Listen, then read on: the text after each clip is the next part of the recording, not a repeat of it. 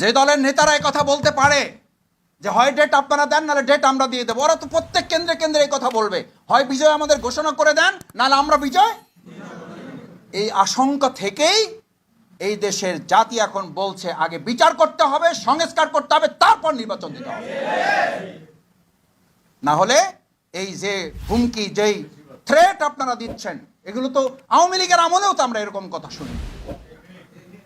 আওয়ামী লীগের ফ্যাসিস্টরাও এরকম কথা বলে নাই। ওরা তো অন্তত সংবিধানের কথা বলছে, দোহাই দিছে, কোর্টের দোহাই দিছে, কিন্তু এত বাজে কথা মানুষকে বলে বিব্রত করে নাই। আপনারা বলেন বিব্রত, বিব্রত তো জনগণ। আপনারা বলেন আপনারা হতাশ, হতাশ তো জনগণ। জনগণকে আমরা হতাশ করছি। আমাদের এই সমস্ত অরাজনৈতিক এবং সংস্কৃতির বিপরীতে গিয়ে অপসংস্কৃতির রাজনীতি আমরা যে মানুষের সামনে প্রেজেন্ট করছি, এখান থেকে বাংলাদেশ জামাত ইসলামের আইনজীবী অঙ্গনকে মজবুত ভূমিকা পালনের মাধ্যমে দেশকে আমরা সংস্কার করবো ইনশাআল্লাহ।